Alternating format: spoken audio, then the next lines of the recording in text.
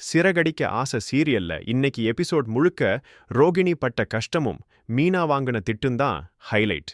வீட்டை விட்டு துரத்தப்பட்ட ரோகிணி நட்புனா என்னன்னு தெரியுமான்னு கேட்டுட்டு ஒவ்வொரு ஃப்ரெண்டு வீட்டுக்கா போறா. ஆனா எல்லாரும் நீ செஞ்ச தப்புக்கு நாங்க ஏன் தண்டனை அனுபவிக்கணும்னு சொல்லி கதவை சாத்திட்டாங்க. பாவம் ரோகிணி நடுத்தெருவுல நிக்கிற நிலைமை வந்துருச்சு. வித்யா வீட்டுக்கு போனா அங்க முருகன் முத்து அண்ணன் எனக்கு சாமி மாதிரி. அவங்கள ஏமாத்தின உனக்கு நான் சோறு போட மாட்டேன்னு விரட்டி விடுறாரு.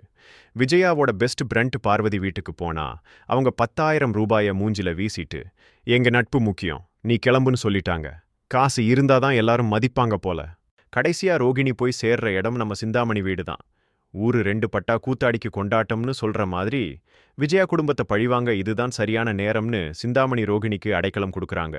நீ பண்ணது தப்பே இல்லம்மா, புருஷன் கூட வாழ்றதுக்காக தானே பொய் சொன்னன்னு ரோகிணியை உசுப்பேத்தி விடுறாங்க.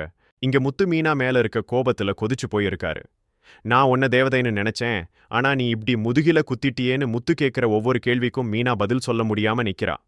உன் தங்கச்சி விஷயத்த மறைச்ச, இப்போ ரோகிணி விஷயத்த மறைச்ச, இனிமே உன்னை எப்படி நம்புறதுன்னு முத்து வெடிக்கிறாரு. ரூமுக்குள்ள இருக்கிற மனோஜ் நிலைமை ரொம்ப பரிதாபம்.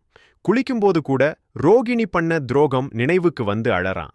கடையில வேலை பார்க்கறவங்க முத்து மீனா எல்லாரும் தன்னை பார்த்து சிரிக்கிற மாதிரி ஒரு பிரமை.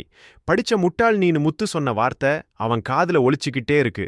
சிந்தாமணி ரோகிணிக்கு சாப்பாடு போட்டு நிஹாஸ் நீ கவலைப்படாத, மனோஜ் நல்ல நிலைமைக்கு வந்ததுக்கு காரணமே நீதான், இதை அவங்க புரிஞ்சுப்பாங்கன்னு ஆறுதல் சொல்றாங்க. ஆனா இது நிஜமான பாசமா இல்ல விஜயா வீட்டை அபகரிக்க போடுற ஸ்கெட்சான்னு பொறுத்திருந்து தான் பார்க்கணும். மொத்தத்துல இன்னைக்கு எபிசோட் துரோகம் கண்ணீர் பழிவாங்கல்னு கலந்து கட்டி அடிச்சிருக்கு. ரோகிணிக்கு சிந்தாமணி கிடைச்சது அதிர்ஷ்டமா இல்ல, அதுவும் ஒரு ஆபத்தானு போக போகத்தான் தெரியும். ரோகிணி செஞ்சது தப்பு தான், ஆனா அவ எல்லாரும் கைவிட்டப்போ சிந்தாமணி உதவுனது சரியா? கமெண்ட்ல சொல்லுங்க.